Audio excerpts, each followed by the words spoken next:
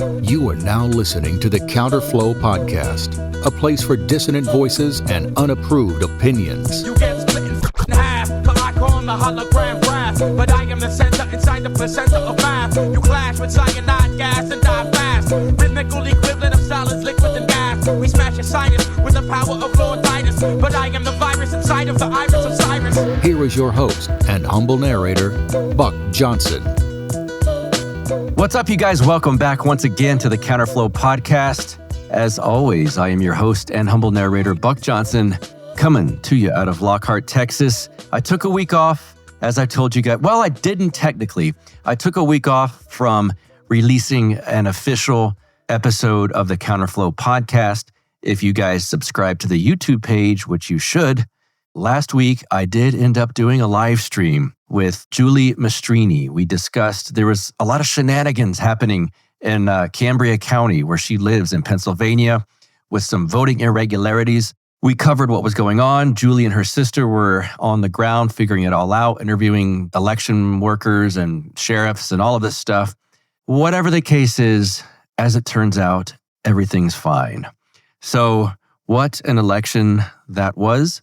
I'm not going to brag. I think if you listen to the show where Charles Haywood and I break down our predictions, well, we weren't far off, and that's not a brag, just letting you know. If I was wrong, I would come right out on here and apologize for my incorrect assumptions, and I don't know what I did wrong, but I'll look inwardly and figure that out. But as it was, I was pretty close. I made one of those fun electoral prediction maps. I was off on 2 states. I had Virginia and New Hampshire going red. I was incorrect on those. Otherwise, it was spot on. Those are fun to do.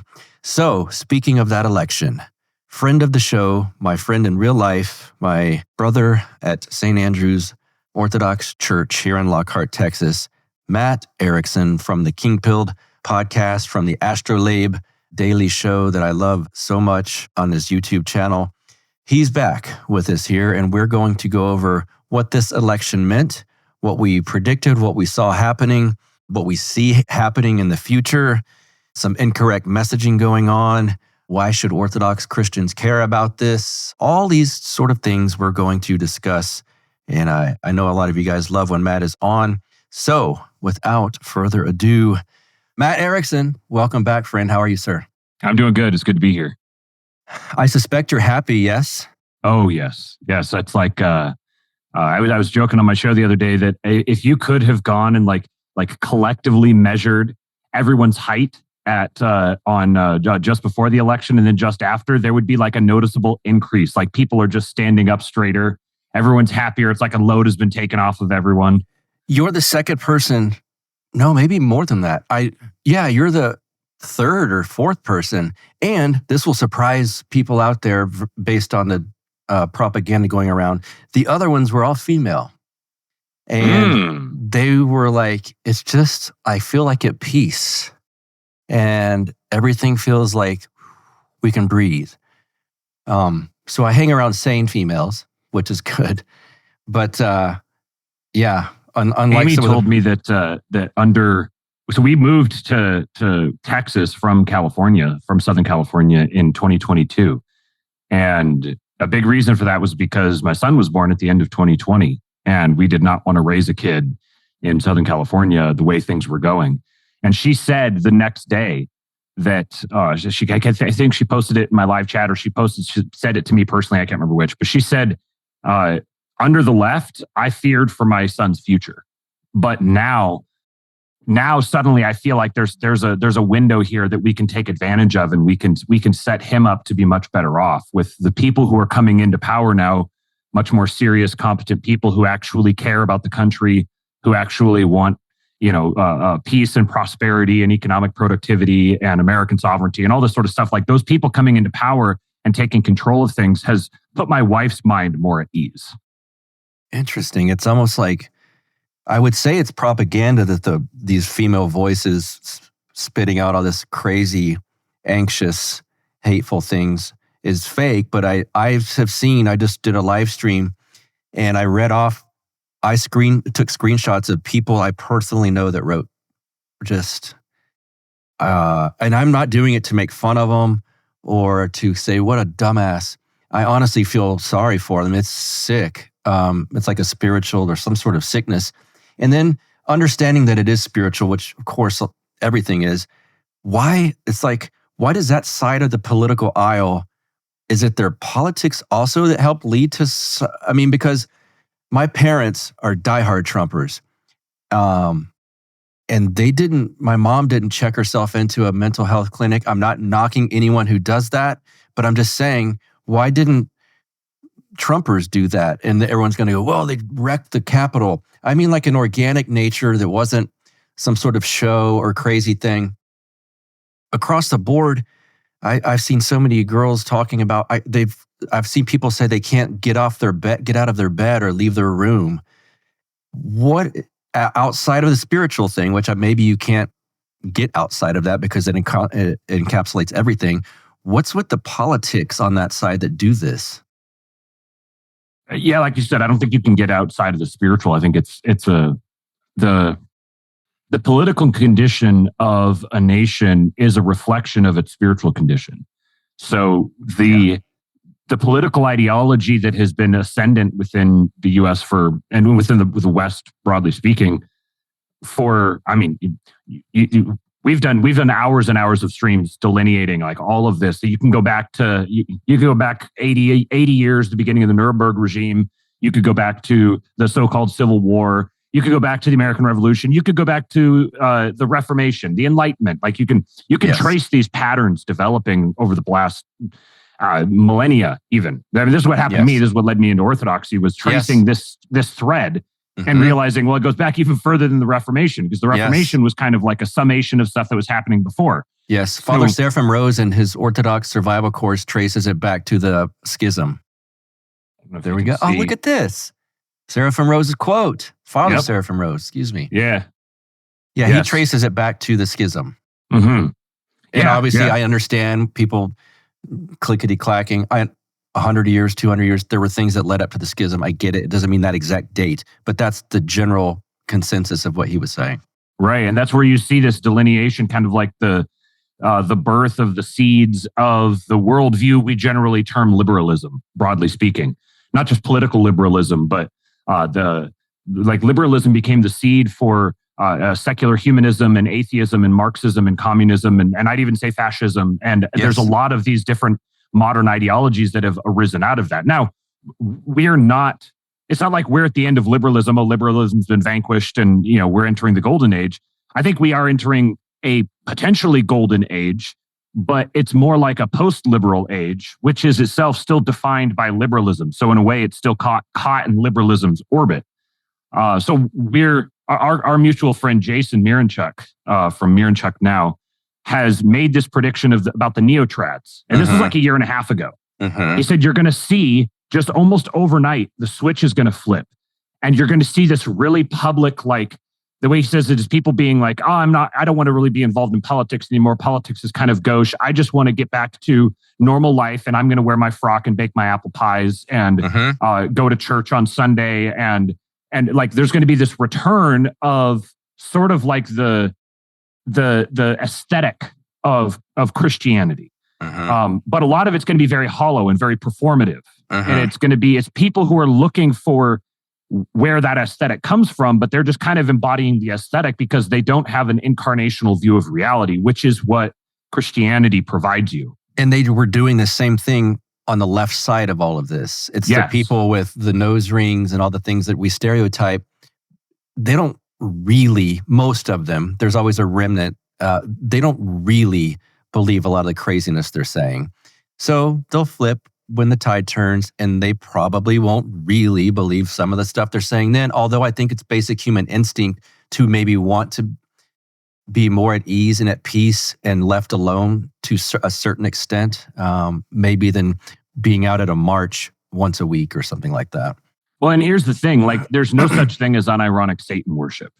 There's no such thing as ironic Satan worship. I know, yeah. Even if you're doing it ironically, it's the same thing as doing it unironically. Correct. But the same thing goes the other direction. Like LARPing is praxis. So even if they're LARPing the Christian aesthetic for like shallow purposes or whatever, it still is having an effect. it's still going to begin as they begin participating in the rituals, even if they're doing them cynically or pridefully or whatever.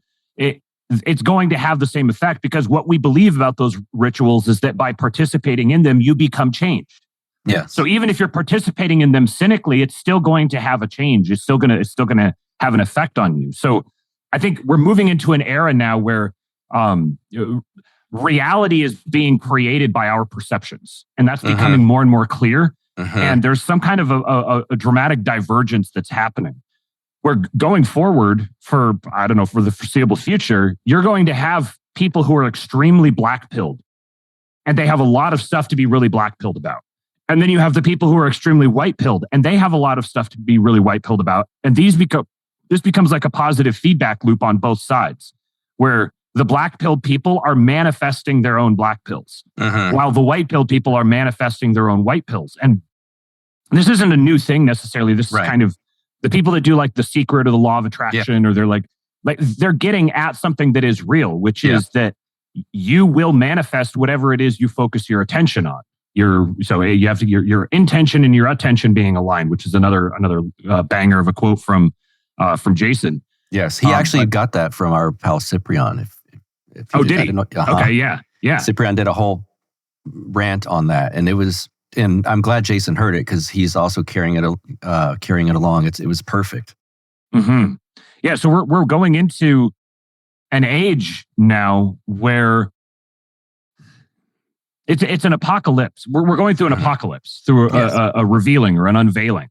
All things are being revealed, and that's a good thing and that's a bad thing. But it means there's kind of a choose your own adventure happening now. I saw someone point out that people have talked about stuck culture, where it kind of seems like everything has just been stuck for a while. Like we're not moving forward. We kind of keep treading back over the exact same ground. You can even see this in like movies that are being produced. Of course. There aren't new movies. It's just remakes and remakes and remakes. And the way that this is just remarkable.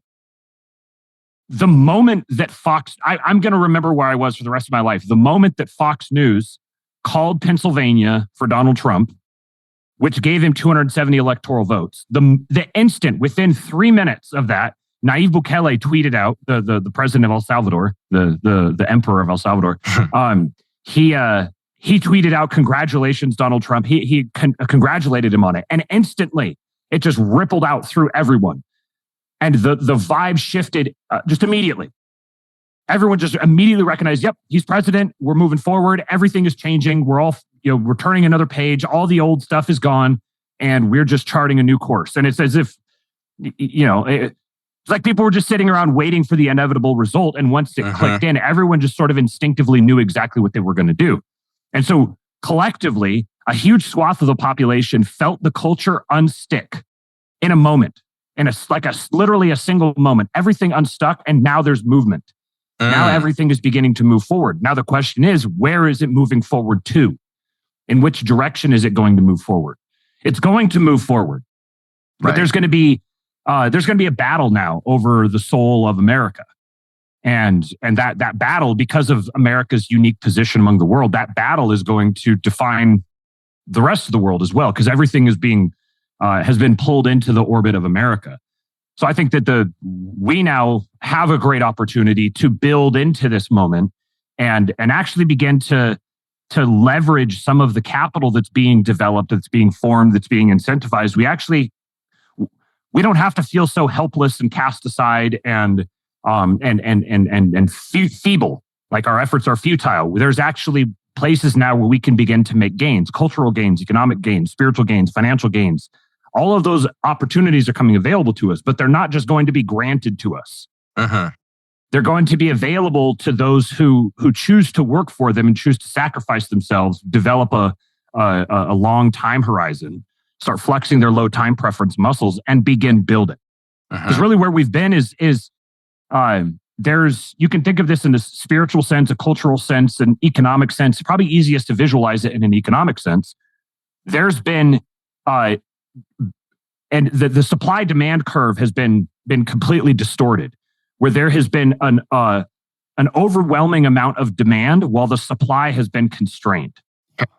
There's been all the regulations and the lawfare and the censorship of speech and the weaponization of the Justice Department, and you could just go on down this list. There's been all of this longhouse, this managerial morass, weighing everything down, preventing productivity.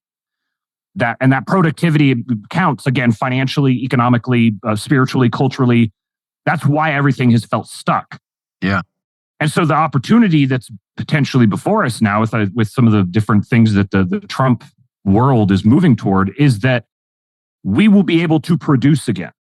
But that's only going to be successful if people actually start producing. They can't just sit around and wait for other people to produce for them. We're being given the opportunity to produce, but the onus is on us to actually follow through on that. Friend of this show, friend of mine, Jason MIRONCHUCK, formerly of the 2-Bit Podcast, now of MIRONCHUCK Now, has put together a series of the most important, most impactful, insightful podcasts I've ever heard. I'm not being hyperbolic. I actually wrote him that after I heard them. And now they've produced them in almost a cinematic manner. It's beautifully done. And his guest is Stormy Waters. And the stuff they talk about, it will reset and realign the framework with which you view the world and politics. Let's put it this way. What if in 2019 you knew exactly what was about to happen in 2020?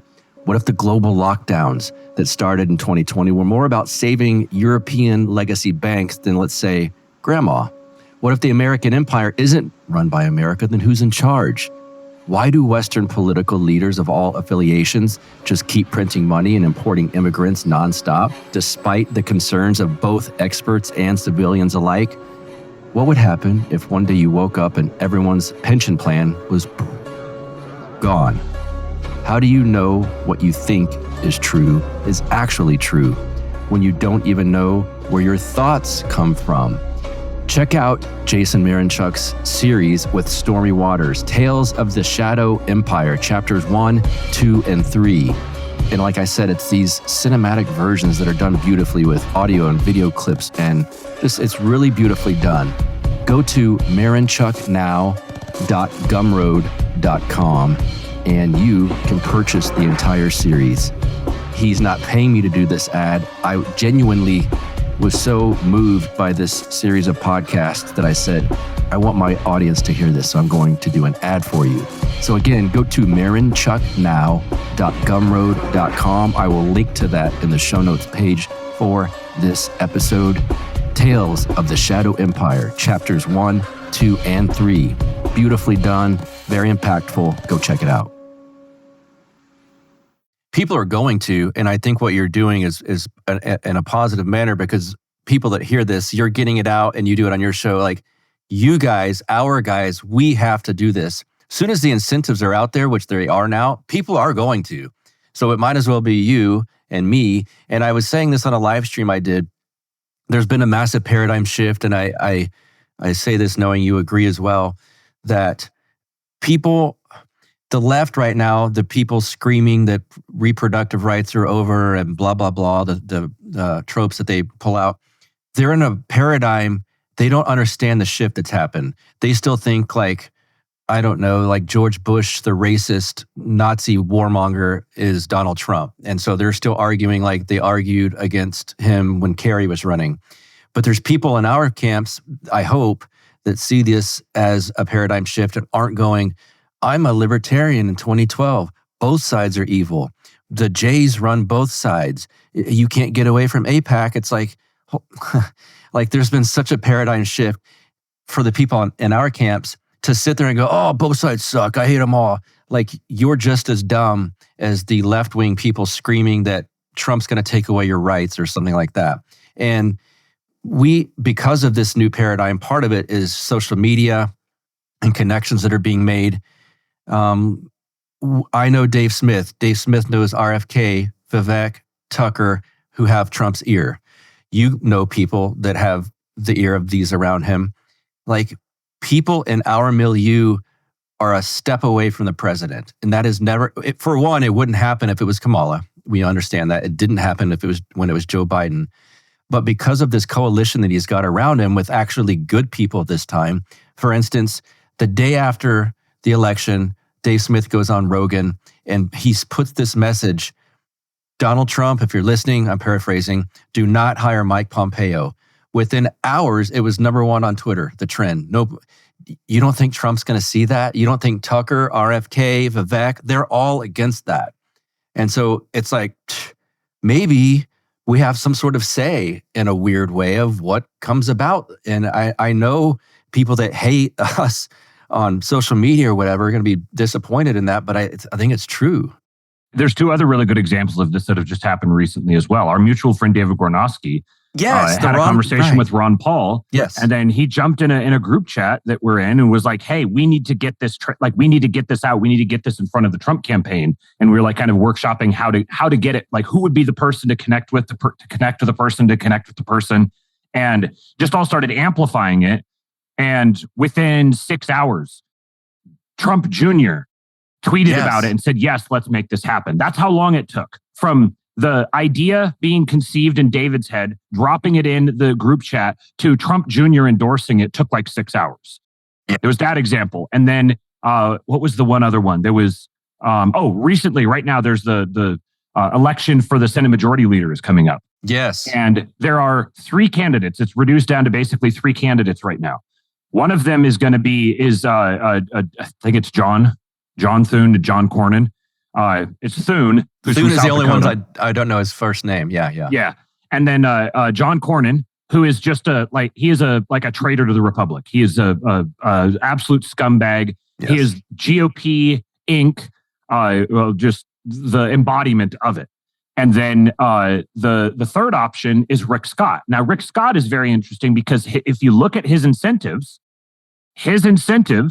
are to align himself with the entire MAGA agenda, because he personally is going to be made richer by it because of his investments that are local to the United States.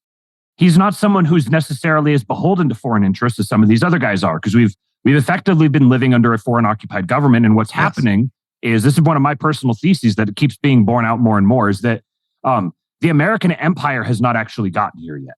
We're still in the buildup to the American empire. And you have to think on a much more global perspective like this, because empires rise and exist for a long time and then fall. And we're talking about like centuries worth of time. America as a thing has just barely, we're coming up on 250 years that America has even existed as a concept, as a location, as an entity. So what we're experiencing right now is actually the dying off of the British Empire. The British Empire has been effectively occupying the United States. We've hardly stopped being a colony, and we've been being strip mined for the sake of of maintaining European power. But European power is basically devolving into a husk. The sovereign bond market is going to collapse come some point this next year. And there's a whole thing there. If you guys follow Tom Luongo, you'll understand this. You'll know this is coming. It kind of challenges the libertarian priors, because you have to recognize that actually right now the Federal Reserve is a friend to us. Because the Federal Reserve's incentive is to maintain United States independence and strength and boost economic prosperity, because that makes the Fed more powerful and more wealthy. So there's a war happening between the United States and Europe, a Cold War, you might say. And the trajectory of history here is that America is that 1776 was when America declared its independence, but it has yet to attain its independence. And we're moving in that direction now. We've taken a big lurch forward in that direction. So the various different interests that have aligned themselves with Trump are aligning around this common incentive that they personally and collectively will benefit through a stronger, more robust, more secure, more sovereign, independent America. So Rick Scott is one of them.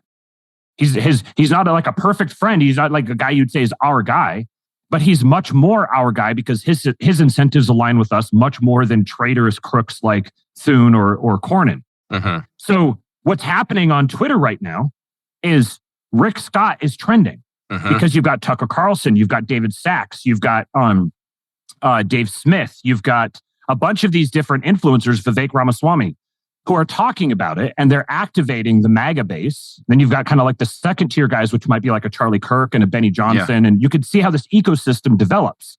You get the marching orders from the Trump core people, and then all of the MAGA contingent on Twitter goes chasing after it like honey badgers, amplifies it. And then you get someone like Mike Lee, who's a powerful senator, even rumored to be a potential candidate for the Supreme Court at some point.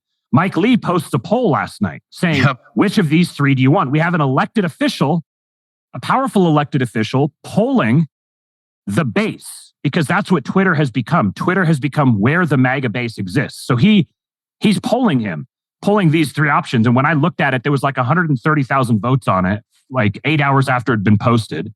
It's probably done by now, but there'd probably wind up being maybe 400,000 or 500,000 votes on it, I would guess. And Rick Scott was at like 95%. The other two were like 2 or 3%. Yes.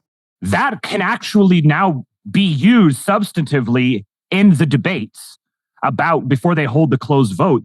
You could say, look, X is undeniably part of Trump's base, like a core part of Trump's base. And overwhelmingly, the people who care about this on X, it's not like it was kind of close. It was overwhelming. The people want Rick Scott. Yes. Trump got his mandate from the people. The people want Rick Scott. Don't you dare run against the people. Yep. So this is three different examples of how, like, our guys, as lowly as we are, can communicate almost directly to the White House right now. And this is unthinkable.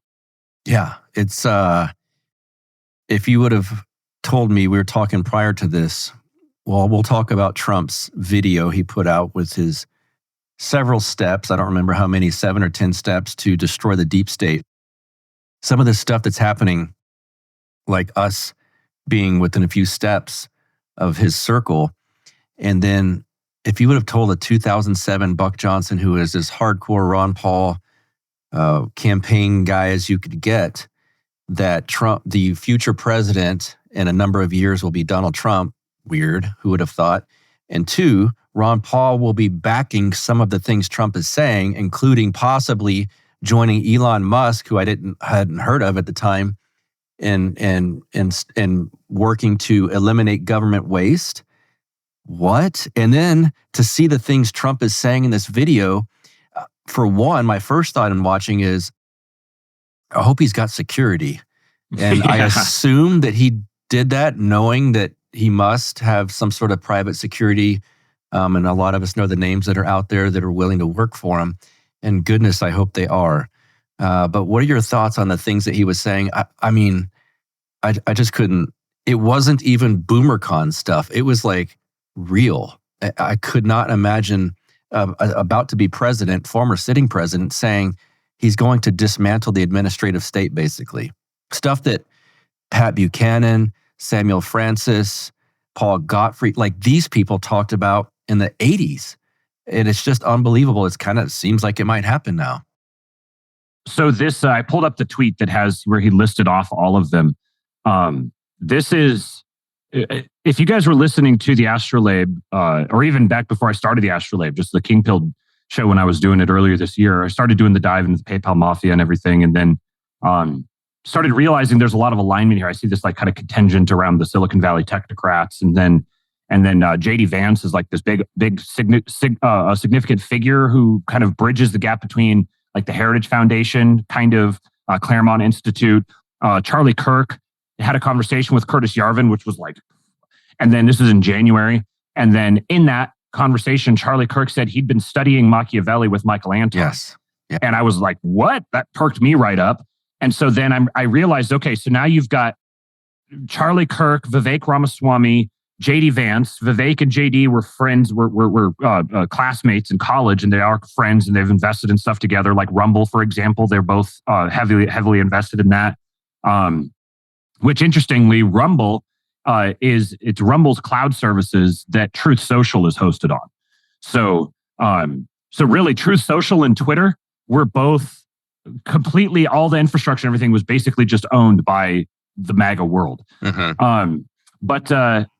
So I'm looking at it, I'm making all these connections, and I'm like, okay, well, this Project 2025 thing is really significant then in this context, because you've got all of these direct connections to it. Charlie Kirk, Michael Anton, JD Vance, Vivek Ramaswamy, all these guys they're saying the exact same things.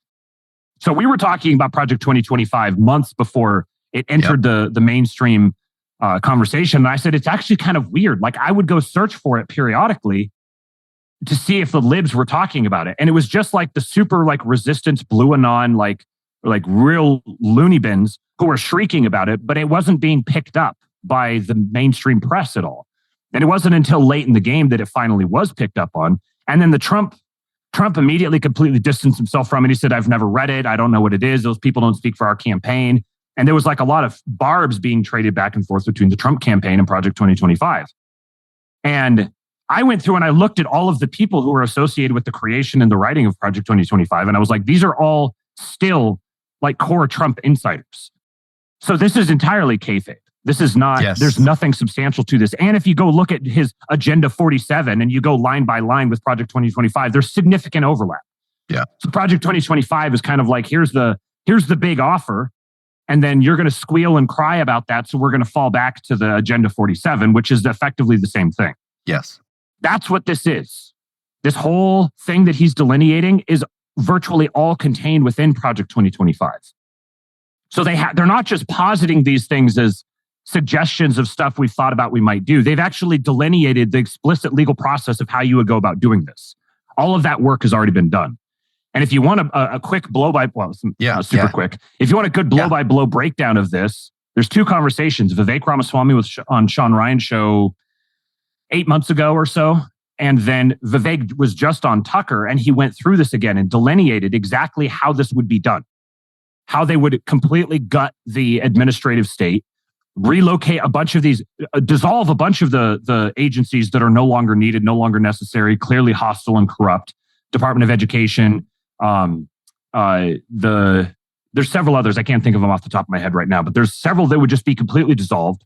The rest of them would be absorbed into other agencies. And then many of them will be relocated outside of DC. Yeah. Yes. Which serves multiple purposes. One of them is, like Vivek said, if you want to do this, like really, you don't have to fire most of these people. You just have to start requiring them to come into work from 8 to 6 every day, Monday to Friday. And you're probably going to get 30 or 40% of them are just going to quit because of that. But then you relocate these agencies outside of the DC area. And number one, that means you're going to be injecting a bunch of federal dollars into some of these areas that could probably use it. They could use the additional revenue, the additional economic boost. And then those local people can be employed by those agencies. So you can have, the Department of the Interior might be in Gary, Indiana. And you can have local Indianans who can work in some of these positions. Haywood. But what it does is it really, it gums up the whole lobbying process. Now, I don't think that it's going to go away. Like, I think even if you were to outlaw lobbying, it's one of those things that's kind of like, those like squishy balls that you squeeze and constantly the bulge pops out one side or the other. Yeah. That's kind of what it is to try to get rid of lobbying altogether. There are people who are just going to work around the technicalities. Yes. And we live in the era of the internet and, conference calls and all this sort of stuff. So it's still very easy to do that. But what it's going to do then is it's going to mean the lobbying that happens is going to have to occur basically out in the open. And there's going to be digital records for it. It's digitally traced. It's a lot more open and transparent. So being able to disenfranchise a lot of the interests that are in the DC Beltway area is going to be tremendous. Not least because it probably means that Virginia, which is already moving right, you get a bunch of those bureaucrats out of Langley and suddenly, and Richmond and Alexandria and everything, get rid of all those people, move them to other parts of the country, and now you have secured Virginia as a red state. Once a month, my supporters of this show and myself and a special guest have a Zoom meeting. It's not recorded, it's not posted, it's just private. It's between you guys, the guest, and myself. I do this because it means a lot for you guys who support me by showing me that this show means a lot to you. I love talking with you. I look at it as like a benefit for people that support the show, but it's really a benefit for me. I get to know you guys and have an off-the-record discussion with our guest. And, sometimes topics you don't want to necessarily have all the ins and outs discussed online, if you know what I mean. So to be in this group, please go to patreon.com/counterflow and donate $5 or more per month. And it gets you in this club. We do it once a month. It's a great time. It's great people. They're all smarter than me. So that's an upgrade from what you're used to. I can tell you that. The guests are always guests that people want to hear from. A lot of you guys will be familiar with many of the guests. Father Turbo's done it. Father Deacon Ananias has done it. David Patrick Harry's done it. My own priest, Father Ignatius, has done it. Father Moses McPherson's done it. It's a very good time, and I think you guys would enjoy it. If you love this content, please go to patreon.com/counterflow, $5 or more per month. Thank you. Yeah, what a plan. And it's like, yeah, I mean, it's like college athletes getting paid. It was illegal. It's like, we all know they were getting paid. So you're not going to outlaw this sort of thing. It is what it is, but it's best to redirect it into where everything's above board, I suppose. I want to talk about for one, you mentioned Charlie Kirk, and there was a lot of college young people. I have to admit, I'd never paid Charlie Kirk much attention. I did watch the thing after you talked about it with Yarvin and Charlie Kirk. I kind of wrote him off as a boomer. You said something, but I think it was from their show or maybe Yarvin. It was brilliant how Charlie's like a young kid, but he talks to his audience as boomers, and Yarvin's an older guy and his audience is like Gen Z. But Charlie Kirk's impressive, I have to admit. The stuff, like, there's a large percentage of young college people that went for Trump because of Charlie Kirk, and I'm almost at this point, and no offense to Curtis Yarvin, some of Yarvin's stuff is less important right now than Charlie Kirk's stuff, and I never thought I would say that. It almost hurts to say it because Mencius Moldbug stuff, very important, and it laid the groundwork to some of these ideas getting now into the federal level of government. But goodness, I almost hear Curtis, and I'm like, okay, whatever. You're predicting something negative. And Charlie's out there actually doing work, helping people. Yes. I mean, it's funny to think about now, even in January when I listened to the two of them talk, I was like, my estimation of Yarvin, even though it had kind of taken some hits, my estimation of Yarvin was still much higher than Charlie Kirk. I remember first hearing about Charlie Kirk in like 2012. When he first started TPUSA, he was like 19 or something like that. And he was just always doing the really super gotcha, like, debating college students on campus and stuff, which, okay, when you're 19, that's one thing. But when you're, in your early 30s, then it's just like cringy Ben Shapiro stuff. Yes. And so I was just kind of like, I thought he was a goofball, just a total grifter. And yeah. But when my whole perception of him changed at the moment that he said he'd been studying Machiavelli with Michael Anton. Because I was like, okay, those two personas cannot be reconciled. You cannot put those two together in the same person. So my read of him has been completely wrong. So then I've listened to him a lot more closely and followed him. And there's one really good conversation. It was one of Tucker's rallies that he was there, he and Tucker, and they talked at length. And someone like Tucker, if someone like Tucker gives his stamp of approval to someone, to me, that means a lot. Yes. Because Tucker is Tucker's like the best American. He is a wonderful man. I've grown to really love him over the last year or so of watching all of his podcasts and everything. Because you really get to know who he is. His discernment seems to be spot on. Yes. So if he says that Charlie Kirk is legit, then I'm like, okay, well, I don't know Charlie Kirk and I trust Tucker. So if Tucker thinks he's legit, then I'm going to pay attention. And then they had some really good conversations, and I started to see, okay, there's a lot more to Charlie than I realized. Even in the conversation with Yarvin, he did a really good job of kind of playing devil's advocate or being like a constructive adversary to Yarvin. And what I could tell what was happening was he was taking the kind of crazy radical things that Yarvin was saying and making them very tolerable to his audience, which is going to be overwhelmingly like millennials and boomers. So he's like, I could tell, okay, he's not just like, here, let's bring the provocative guy on here to do gotcha questions. He was like, no, he's like reinforcing Yarvin's points by sort of playing like plausibly deniable adversary to it, which incidentally is what I think Yarvin is doing with Elon and Trump with his latest posts. My read of that is that this is Yarvin giving advice and like laying the groundwork for what needs to be done while maintaining the plausible deniability of not advocating for it. So then he could be like, he's like, oh, Trump and Elon, there's no way they can do all of this. They're going to fall short because they're not remotely ready for what they would need to do. If they were actually serious, what they would need to do is yada, yada, yada, yada. And So then he could be like, what? I said they couldn't do it. I said it wasn't possible. And look at that. And they went and proved me wrong. So he's able to sort of maintain the plausible deniability. And I think that Yarvin is absolutely a scheming Straussian type communicator, such that he would do something like that. Mm-hmm. The paradigm shift that we're seeing is, to me, it hasn't sunk in yet, because I'm almost not capable of allowing it to sink in, because it's so. If you've been into politics, I mean, I've been looking and studying and watching political things for 24 years now. Before that, I was into the secession stuff in the late 90s. But what's happening now, to me, I can't even grasp how different and unique it is. I understand that it is different and unique, but it's still kind of sinking in.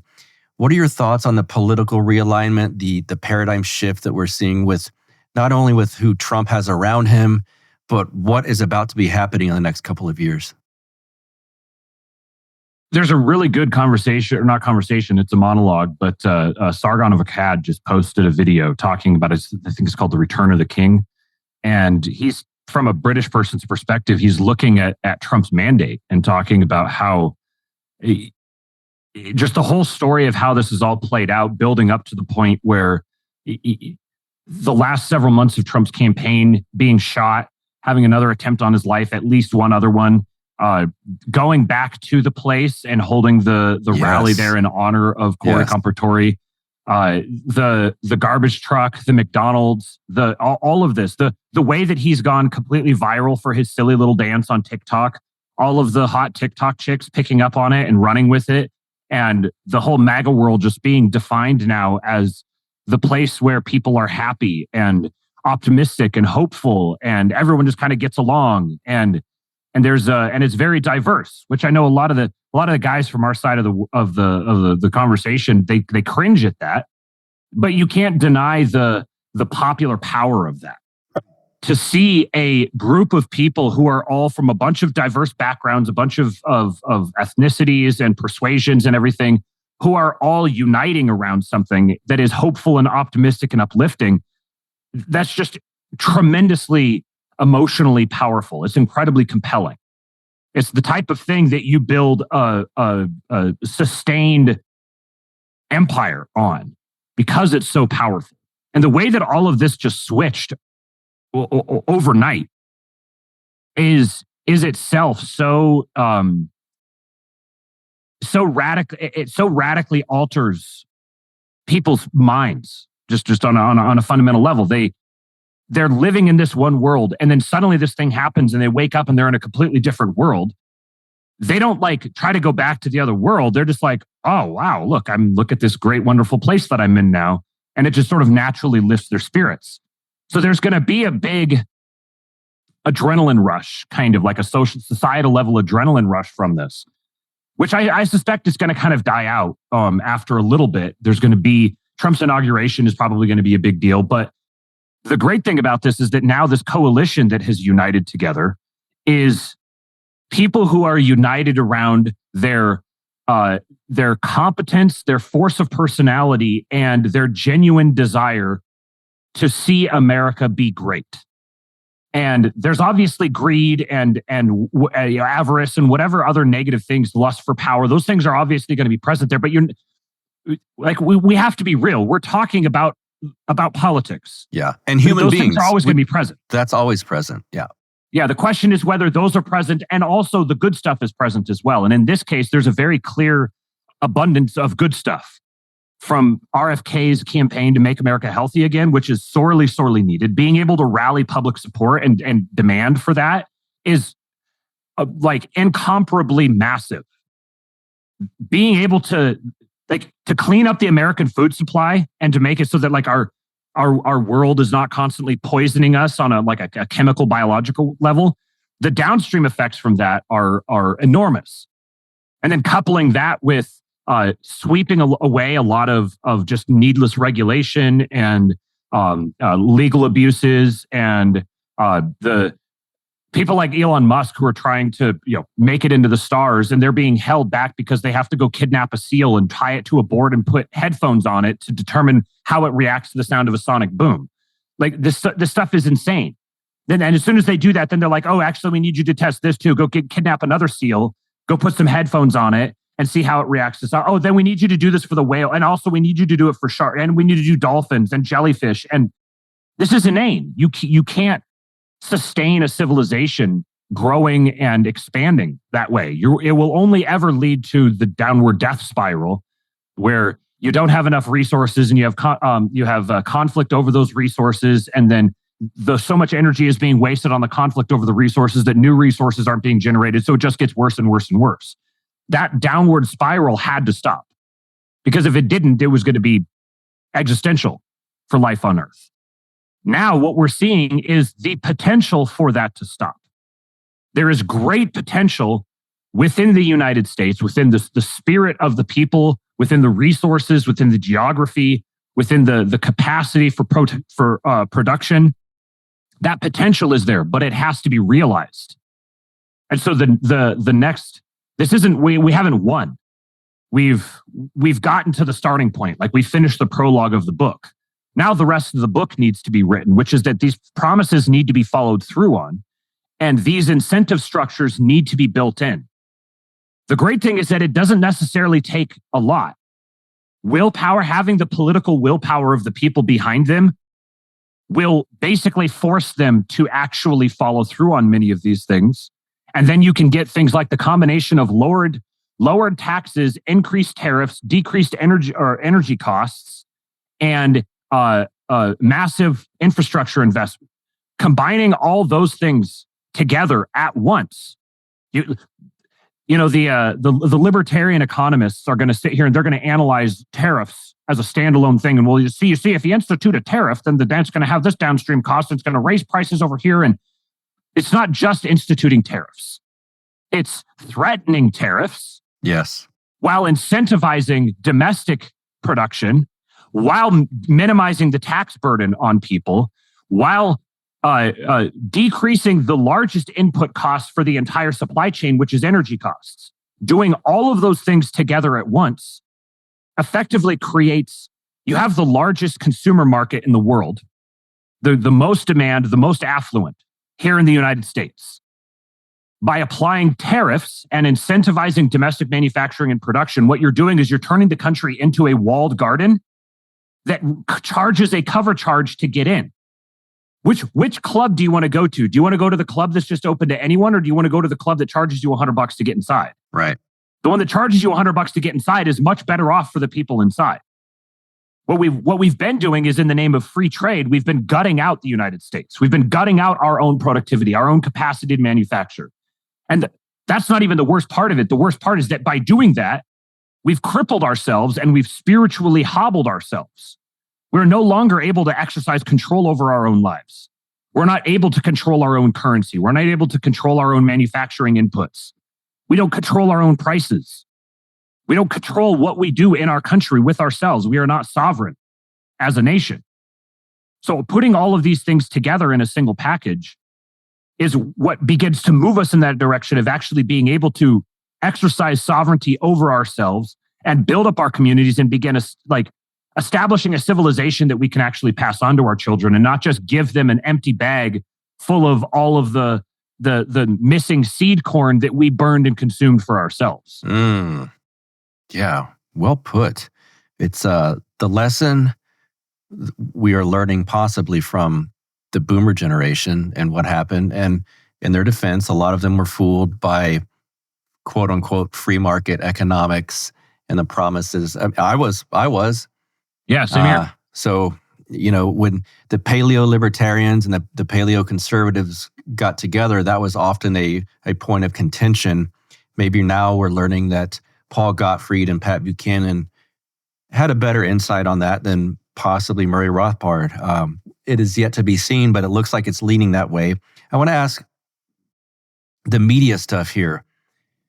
I think you and I are probably biased to what we would call alternative media, but aside from that, I think we're seeing it correctly. I think so. And I call it alternative media, not because of the size of the audiences per se, because Joe Rogan and Tucker Carlson and Theo Vaughn and these guys are, they're so far beyond NBC News and Fox News and CNN particularly. It's not even there. That would be the alternative if you're just looking at numbers. But it's the message, because we've been used for so long. We've been used to one kind of unified message that gets out there. And I think a lot of people in the media were upset with Elon buying Twitter because they're going to couch it in other terms, but it was because they thought we now are losing control of the narrative. Fox made a mistake, in my opinion. I'm glad they did by ousting Tucker Carlson because they needed him. He didn't need them. We're seeing that play out.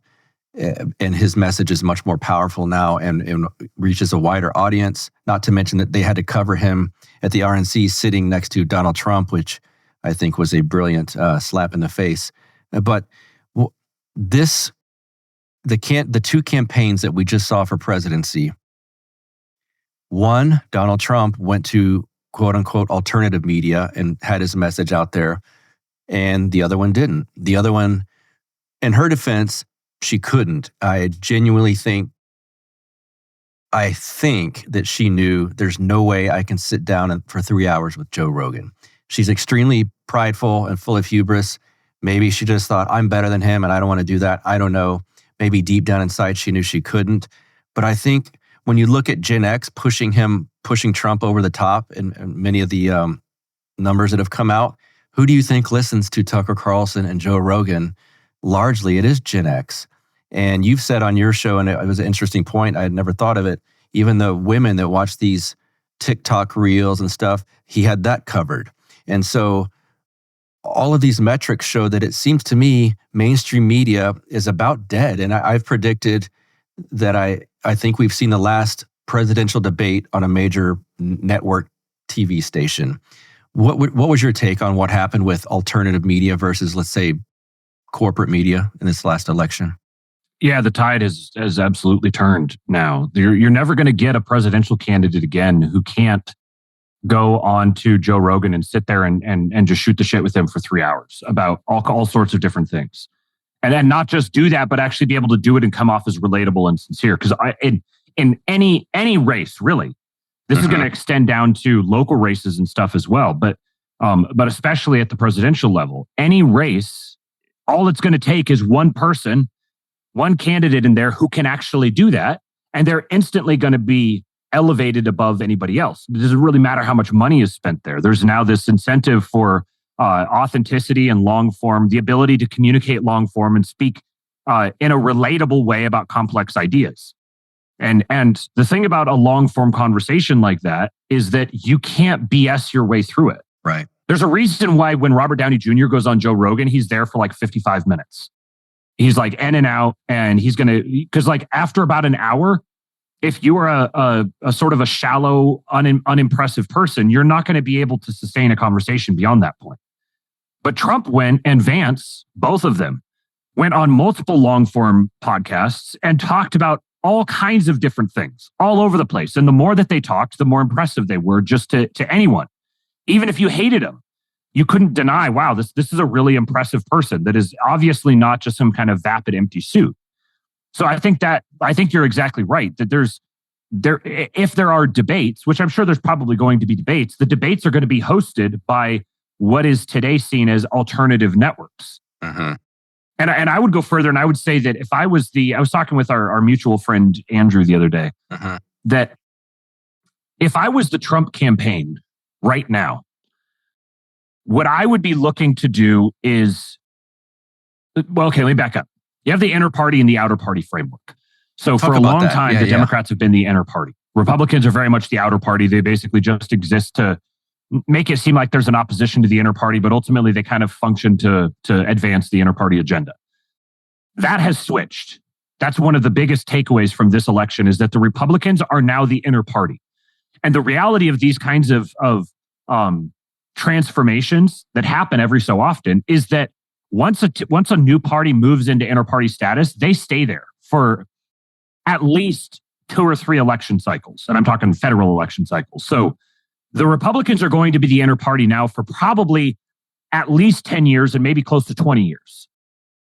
A big reason for this is because who is going to unite the Democrat Party? Who's going to become their tip of the spear? Who's their focal point? They don't have the press anymore to amplify someone. You know, you see the people that are still, they haven't updated their operating system. They're like, oh, it'll just be like Gavin Newsom and they'll just condition us all to believe in him. And like, they just demonstrated their inability to condition people to believe in an unimpressive candidate. Yes. You don't just like switch and go, oh, wow, they totally convinced me they totally misled me last time, but now I'm going to really trust them and find them convincing on this new, like, no, that doesn't work that way. They have completely devastated their own credibility. The Obamas devastated their own credibility. The Clintons devastated their own credibility. Nancy Pelosi devastated her own credibility. Joe Biden BTFO'd them. He completely backstabbed them. They wanted an open primary. They didn't want Kamala. They ousted Joe. He was pissed off, so he immediately endorsed Kamala and gave them a steaming pile of dog crap to have to deal with. And they had no choice but to absolutely sacrifice all of their credibility trying to push the worst presidential candidate that the country's ever seen. And now, who are they going to unite behind? Who is the figurehead? Because it can't just be a figurehead. It has to be a figurehead who actually holds a candle to the MAGA camp, the collective social gravity of Elon Musk and Donald Trump and Vivek Ramaswamy and RFK and Tulsi Gabbard and and Tucker Carlson and all the people in their orbit. What equivalent network or coalition is there among the Democrats? They've got to like completely reform themselves. So if I was the MAGA coalition right now, what I would be doing is ensuring that whatever the next formal opposition party is, number one, I would try to make sure it's not the Democrats. Because we're in a time now where a third party could viably rise to the ascendancy. Maybe an existing third party or a new party could be established. Where we're almost moving into kind of like a parliamentary structure, maybe for a period of time, where you have the obvious inner party, nobody's competing for them. The outer parties just sort of exist in their orbit to try to influence their direction. But the only way that they're going to influence their direction is by steering in the MAGA direction, by definition. So the political parties that arise, whether it's the Democrats coming back to the ascendancy or the Libertarians or the Greens or whatever new party is formed, the America Party or whatever someone would want to form, they're going to have to align themselves with MAGA and then say, we're them, they're legitimate, they've got they're the established power base, but here's where we think they can improve. Yes. And so our new competition is going to be over who's going to do MAGA better. Yes. That's what you want for 2028. So if I was the Trump campaign, what I would be doing right now is absolutely freezing out the old media. Just block them out completely. Don't even acknowledge them. Don't react to them. Don't respond to them. Don't give them comments. Don't let them in the White House press corps. Block them out completely immediately. Then pick some select people, some select outlets, which I think a good angle to go with this would be like Cato, Reason, that kind of the IDW sort of world. Yes. The Barry Weisses of the world, that kind of the milieu. Squishy middle. Yes. Yes. Make them your opposition. Respond to their critiques. Flame them. Amplify them as your legitimate opposition. And you might get kind of like the disaffected DeSantis crybabies. Like you can kind of corral all of them into your new formal opposition, which you control because you're the one legitimizing them. And then I don't know exactly how you would pull this off, and maybe talking about it publicly diminishes the possibility that it could happen. But what better situation for the country could we find ourselves in than 2028 being a referendum on MAGA versus Maha?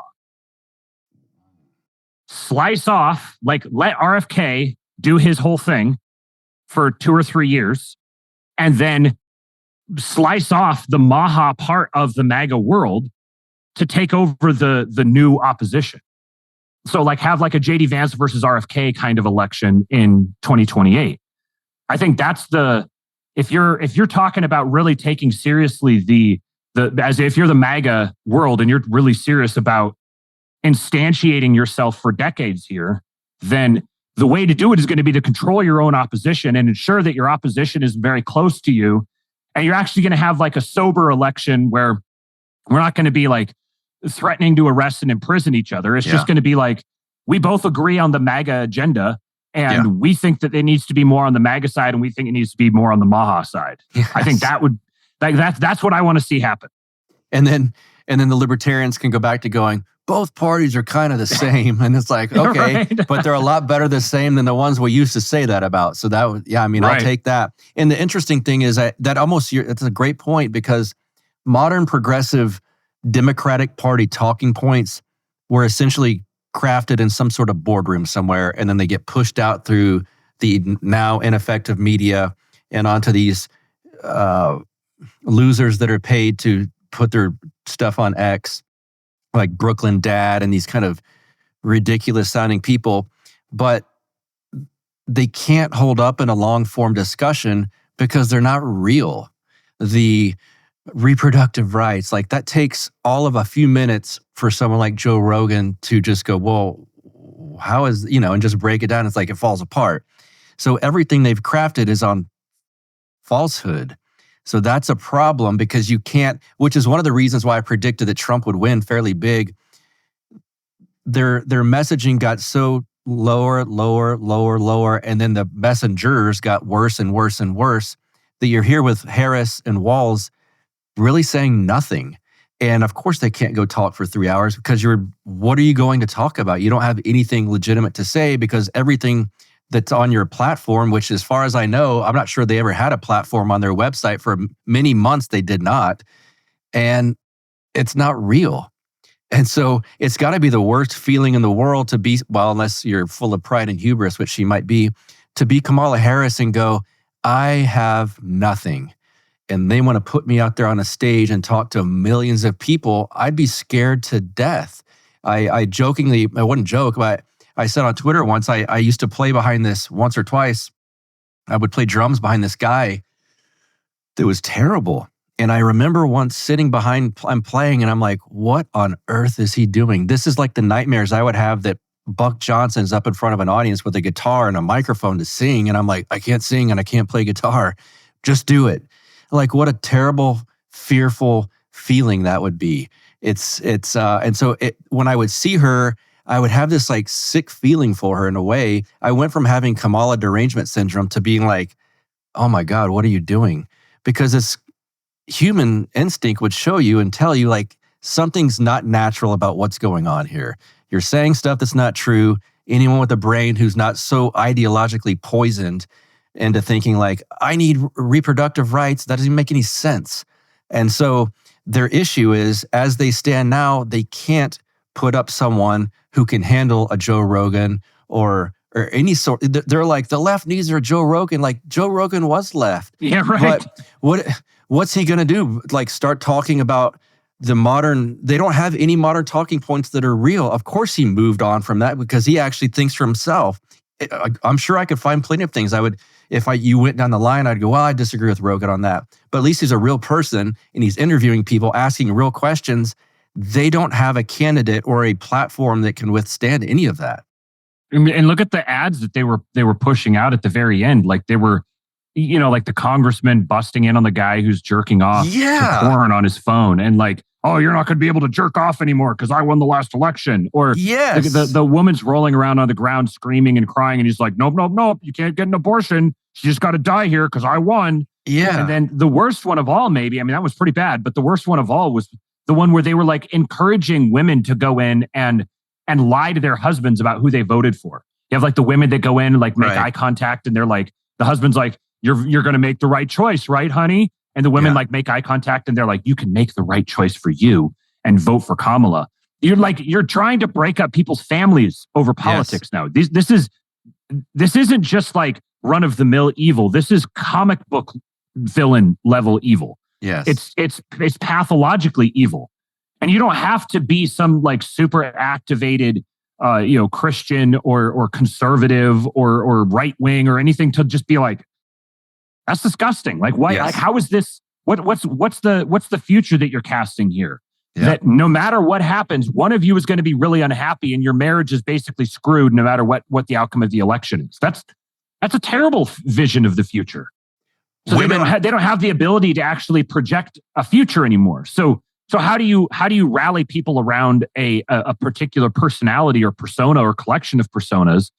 if you don't even have the capacity to project a future through those people? Right. There is no Democrat Party politics platform in existence now. It's going to have to be wholly remade from scratch.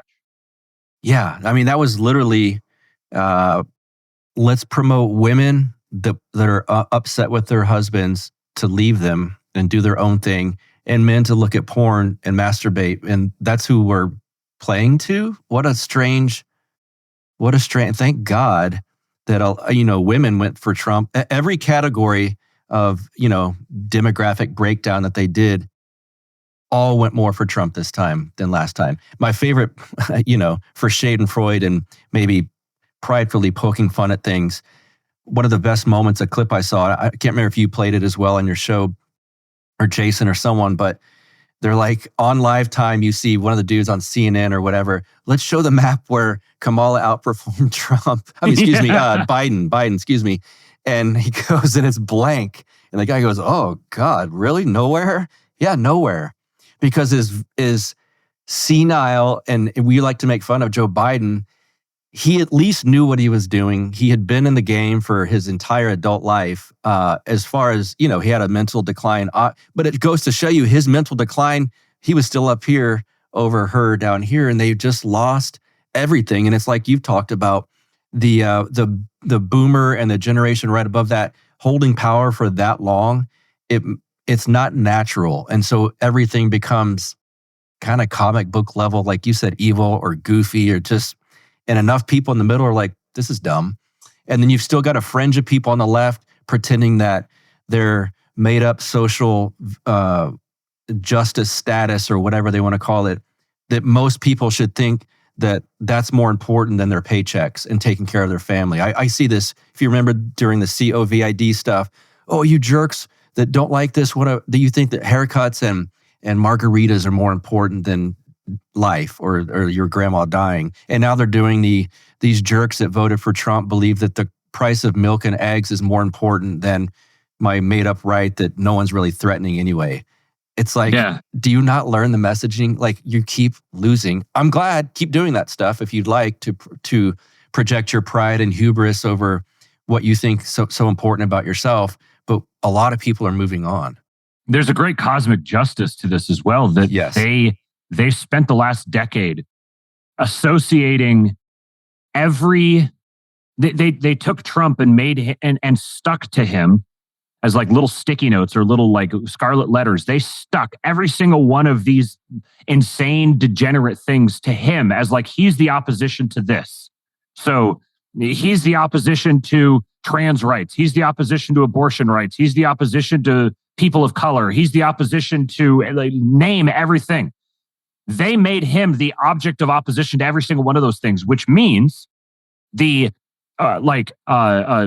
cosmic social effect of people voting for him over the alternative is, no matter what the individual people themselves think who voted for him, voting for him is a symbolic repudiation of every single one of those things. Yes. So every single person, whatever if their thing is abortion, if their thing is they thems, if their thing is transing kids or open immigration or whatever, because they made Trump the opposition to all of those things, him winning is by default a repudiation of every single one of those things. And they all today feel much less confident advocating for those things publicly. Suddenly they're now acting like, oh, we are they've always kind of done this, like, oh, we're the oppressed minority as we weaponize NGOs and the Justice Department against you in service of our ends. But now they genuinely are actually realizing, wait a second, holy crap, like, we are the minority. Nobody likes us. We just got rejected by the entire country. Yes. That's the spiritual effect of that, which, I mean, I do feel some sympathy for them, because many of those people, like a lot of the normies, have just been conditioned to think this way. They don't, in the same way you can't entirely just hold the boomers responsible for every evil thing that the boomer generations did, because the boomers themselves were handed a shit sandwich.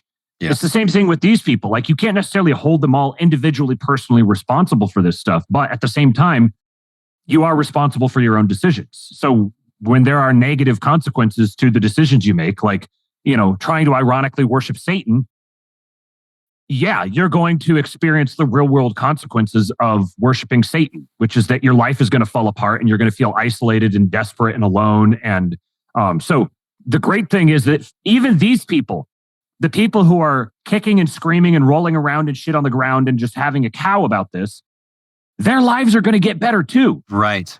They're going to benefit from increased economic activity. They're going to benefit from American asset prices going up. They're going to benefit from drastically cheaper energy costs. They're going to benefit from the reduction in the income tax burden. They're going to benefit from increased innovation and productivity as a consequence of the elimination of a bunch of shitty regulations. They're going to benefit from all of these things themselves, even if they don't realize it or recognize it or appreciate it. And they do not. I've read multiple people that I know personally saying that we're going to regret this and we're going to be hurting. Now, again, it's like when someone breaks up with you, you might say, you'll never find another guy like me. Good luck. You understand they probably will at some point. And you might find one better than you. Imagine that.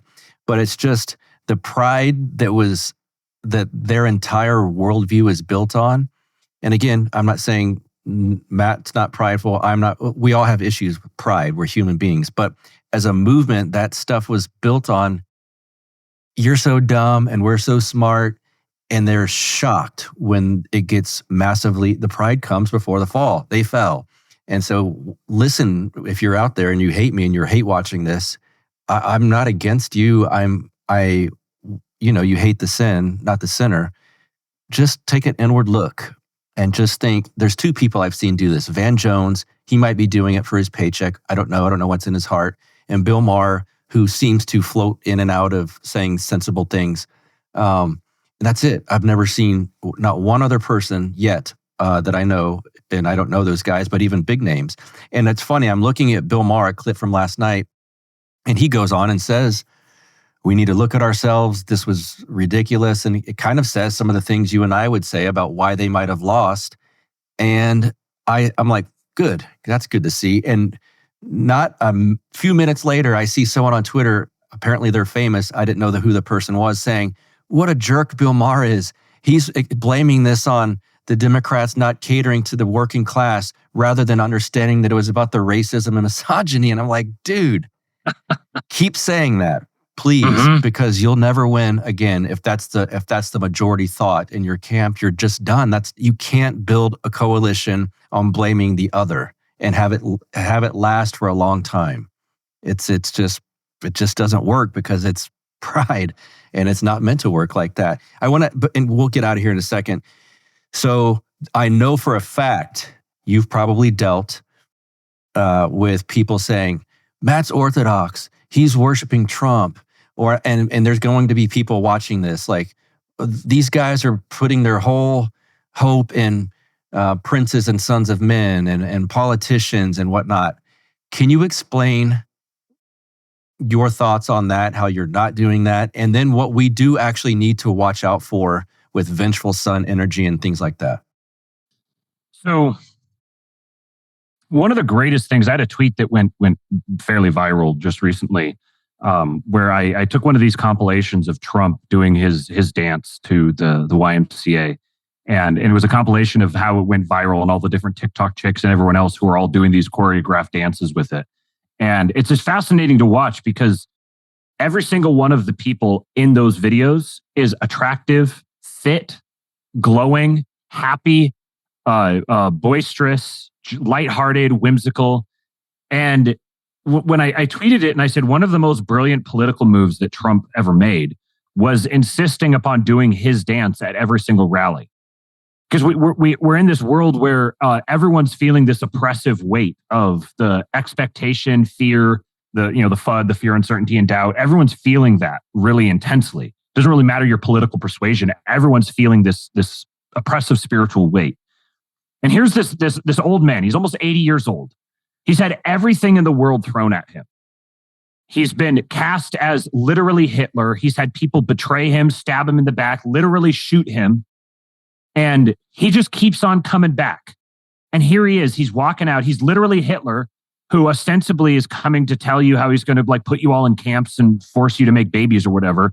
And he walks out on the stage And he just starts doing this happy little whimsical dance. He's just this old guy out there just having a grand old time. It kind of looks a little goofy and gay. And it's like the song itself is well known as like a gay anthem, right? Which makes it even better. Yeah. Because like now, so I saw someone in my replies said that they wouldn't be surprised, and I wouldn't either, if a little bit removed from now, people don't even do the YMCA dance anymore. Oh, they just do the Trump dance to it. Yeah. He has completely, he has completely like took it over and colonized it and just reappropriated it. And it became this thing that people could really identify with that just made them feel good. It just made them feel happy and hopeful and optimistic. We are going to have leaders no matter what. There is going to be political leaders in a country. And as Orthodox Christians, this is a fairly unique thing among Christianity broadly.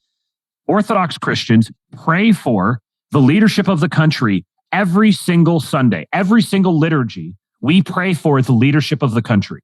We want good leaders. We need good leaders. We are responsible for cultivating good leaders.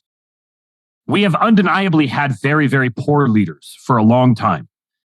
And the people incoming, many of them have lots of foibles, lots of flaws. They're under constant assault from all kinds of evil things, and they give in to them, and they're flawed human beings. But what they are is good leaders. They're good leaders who are trying to incentivize and promote good things.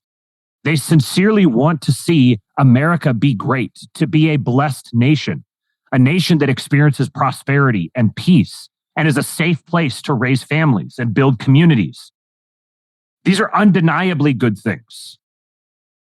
To support that and to want that and to participate in that and to place yourself into the orbit of those vibes so that you can replicate them and you can spread them to other people and have this spiritual impact on people where they begin to look at their leaders as someone who's an object of positive inspiration. Someone who they look at their leader and they're like, man, I feel like I'm not doing enough with my life because look at how hard my leaders are working for me. When Trump gets shot, he comes up and he says, fight, fight, fight. Yeah. He's inspiring people on an individual. He had no idea what had happened. He could have died. That might have been the last time he ever saw anyone. And what he wanted to leave people with was inspiration and encouragement. Don't despair. The worst thing you can do is despair. That's what all temptation, all demonic activity is all focused on, it, trying to get you to despair. So I've come to doing the show, doing the Astrolabe, in order to do the show on a regular basis, I have to consume a tremendous amount of content so that I can stay up to date on everything that's happening. And I've been tracking a lot of these trends. And it just so happens this was like the perfect time to start doing a daily show like this, tracking these kinds of interviews, because that was right when the whole podcast circuit thing happened. So I've spent hours and hours and hours and hours listening to Tucker Carlson, J.D. Vance, Vivek Ramaswamy, Donald Trump. I've listened to them at length, especially with Trump. I've gone back and saw a whole bunch of old clips of him that have been brought back up again, stories from his past life, listening to him when he was a younger man talking. The Tucker Carlson documentary, The Art of the Surge, you see a lot of behind the scenes Trump.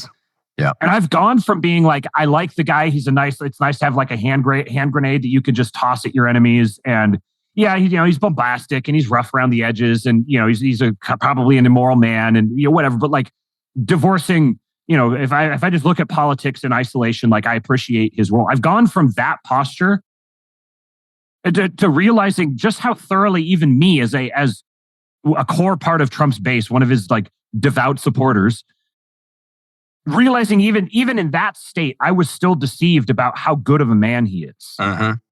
That he's genuinely a man of good character, of integrity, of honor.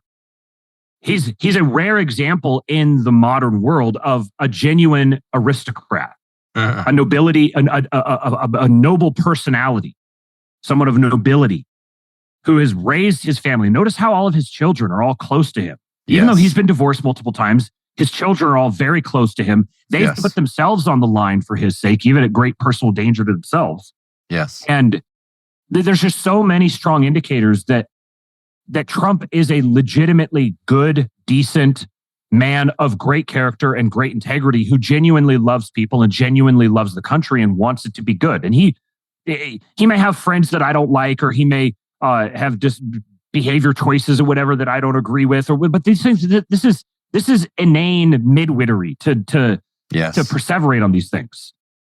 We need good leaders. He is a good leader who is a man of good character and integrity who wants to make the country better. And he's uniting to himself productive, competent people who feel the same way.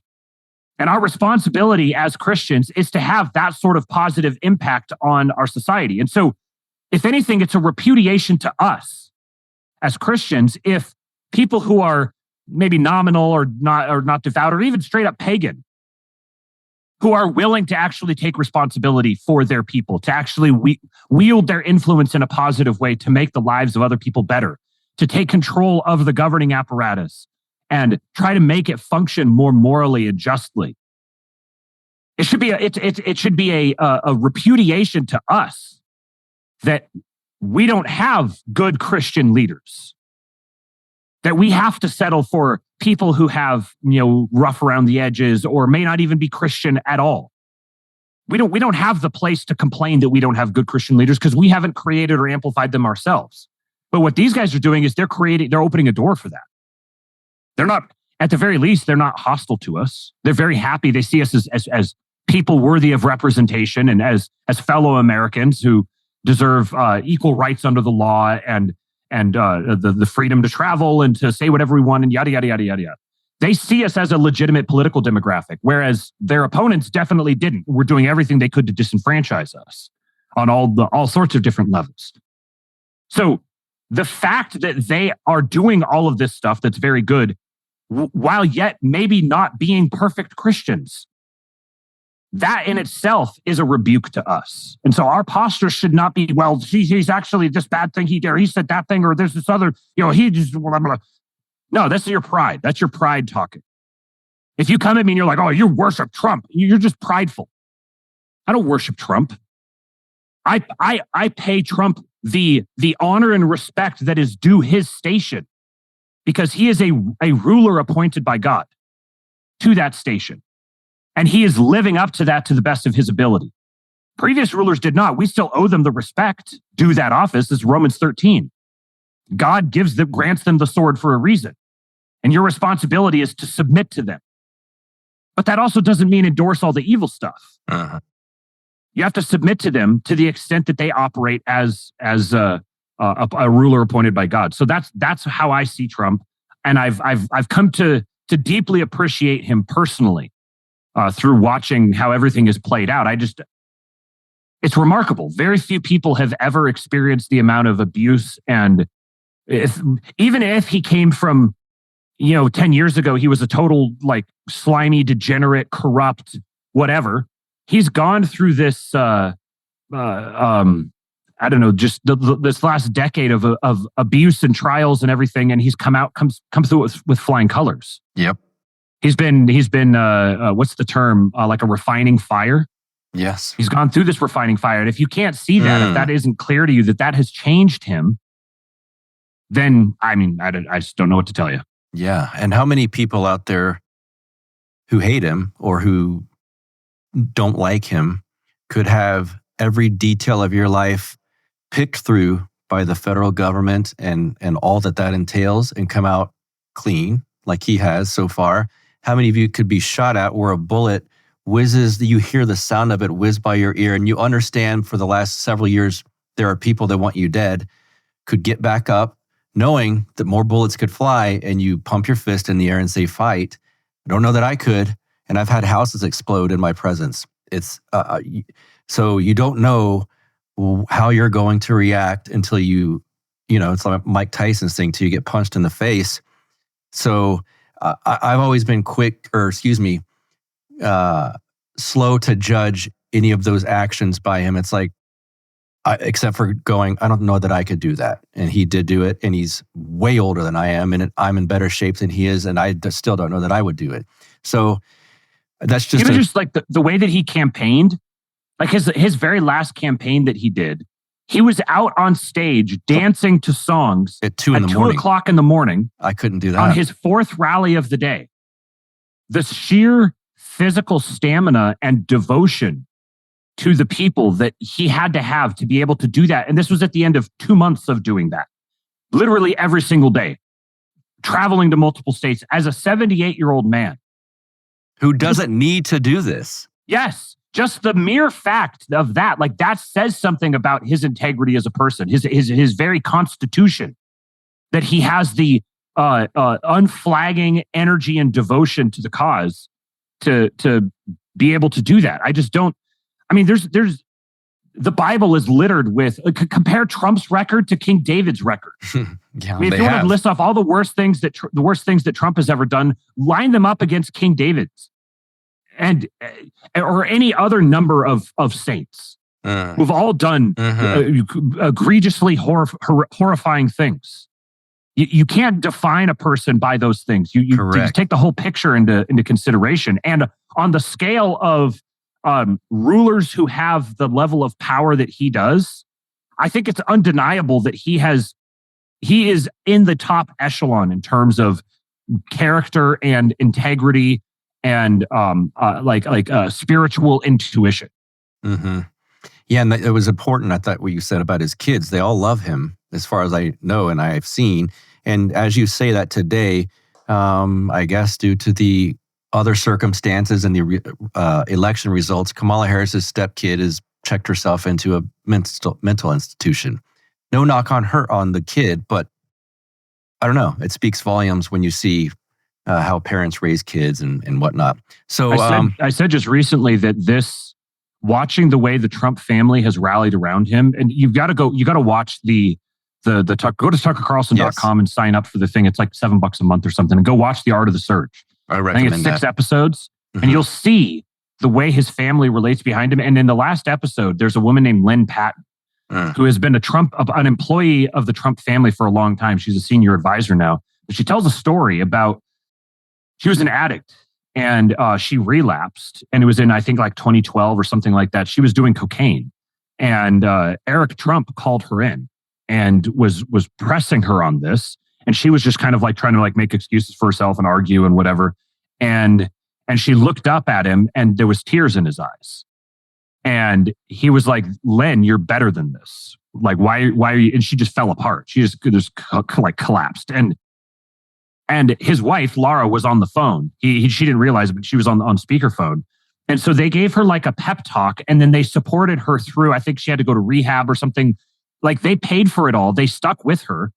And then when Trump went to DC, they asked her to come along as a senior advisor, like to be part of the thing going forward.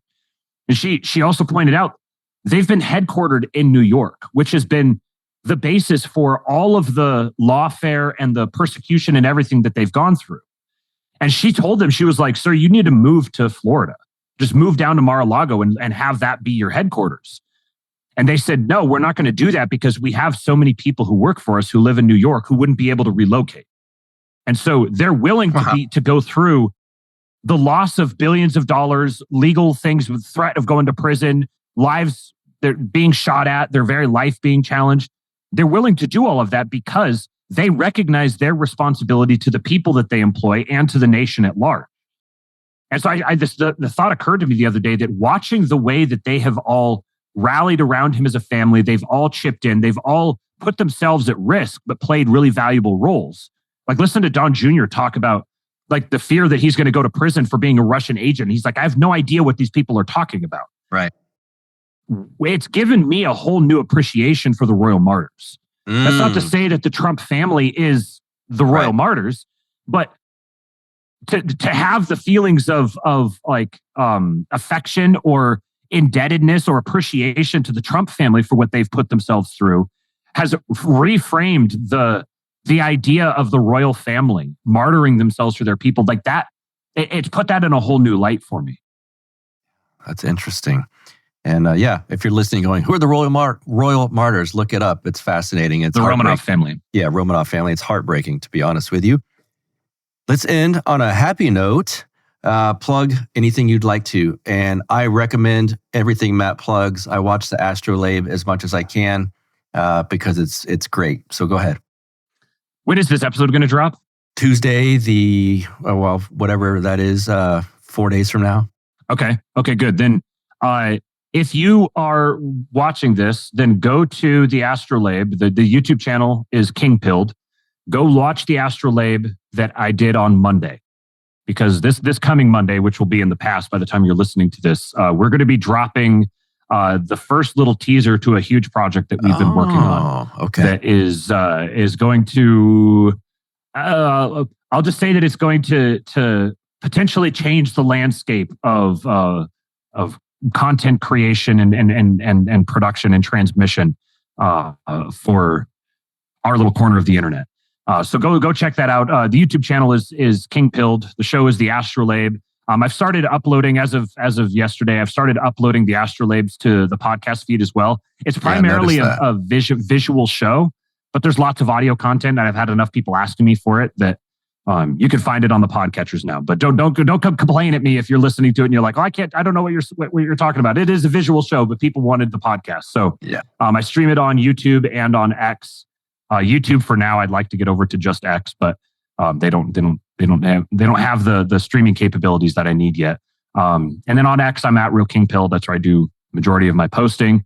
And then lastly, we have the Kingpilled Discord. It's one of the best groups of people on the internet. We've got, 125, 150 people, something like that in there, where I spend the majority of my time.